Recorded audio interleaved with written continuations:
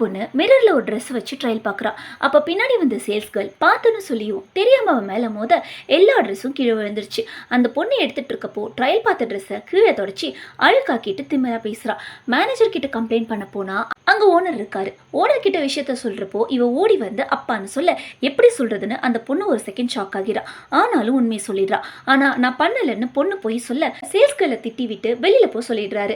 அப்படி சொல்லுங்கப்பா அந்த பொண்ணு சொல்ல கேமரா ஒன்ஸ் செக் பண்ணிட்டு வந்துடுறேன்னு சொன்னதும் பொண்ணு பயப்படுறா. அப்பாவுக்கு பொண்ணு தான் பண்ணியிருக்கான்னு தெரிஞ்சு போச்சு. சேல்ஸ்கள் கிட்ட மன்னிப்பு கேட்டு மனுஷங்களா பாருன்னு பொண்ணை திட்டி விட்டுடுறாரு. அப்பா கிட்ட சாரி கேட்டுட்டு அவர் அந்த பக்கம் போனதும் அந்த அழுக்கு ட்ரெஸ்ஸை நானே வாங்கிக்கிறேன், உன்ன மாதிரி காசுக்கு எனக்கு பஞ்சம் இல்லைன்னு திமிரா சொல்ல எனக்கு தெரியும் நீ திருந்த மாட்டேன்னு சொல்லி கிரெடிட் கார்டை பிடிங்கிட்டு காசோட அருமை உனக்கு தெரியல, உனக்கு காசு வேணும்னா நீயே சம்பாரின்னு சொல்லி அந்த பொண்ணுக்கு அசிஸ்டண்டா வேலை பார்க்க சொல்லிட்டு பொண்ணை விட்டுட்டு போயிடுறாரு. வேலையே செய்யாம இருந்தவளுக்கு பெண்டு நிமிருது. அப்போ அந்த சேல்ஸ் கேர்ளும் ஃப்ளோர் மாப் பண்ணணும்னு சொல்ல யாரை பார்த்து க்ளீன் பண்ண சொல்கிறேன்னு திட்டி அந்த லிக்விடை கீழே தள்ளி விட்டுடுறா. நல்ல வேலை இதில் இருக்க கெமிக்கல்ஸ் ட்ரெஸ்ஸில் பட்டிருந்தா எல்லாமே வேஸ்ட்டாக போயிருக்கும்னு சொன்னதும் நல்லவ மாதிரி சரி க்ளீன் பண்ணுறேன்னு சொல்லி அந்த பொண்ணை அனுப்பிடுறா. கொஞ்ச நேரத்துலேயே என்னால் வேலையே பார்க்க முடியலன்னு திருந்தின பொண்ணு மாதிரி பாவமாக போய் நிற்க இந்த பொண்ணும் மனசு கேட்காம நான் பார்த்துக்கிறேன்னு சொல்லி ஸ்டோர் ரூமுக்கு போய் ஒர்க் பண்ணுறா.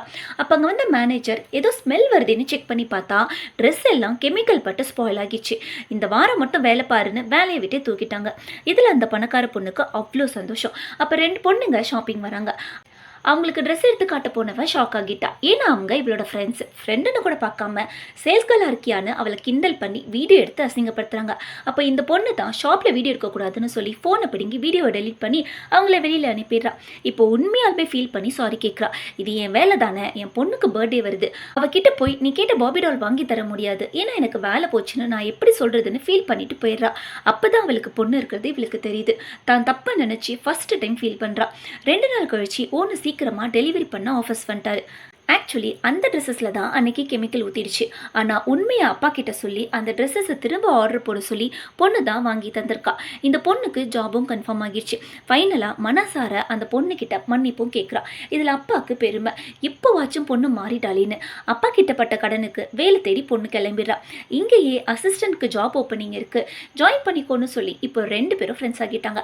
பசங்க கேட்குறதெல்லாம் வாங்கி தந்துட்டா பணத்தோட அருமை தெரியாமலே போயிடும். இந்த அப்பா செஞ்சது சரியா இல்லையான்னு மறக்காம கமெண்ட்ல சொல்லுங்க. அப்படியே இந்த வீடியோ உங்களுக்கு பிடிச்சிருந்துச்சுன்னா வீடியோக்கு ஒரு லைக் போட்டு உங்க ஃப்ரெண்ட்ஸ் அண்ட் ஃபேமிலிக்கு ஷேர் பண்ணுங்க.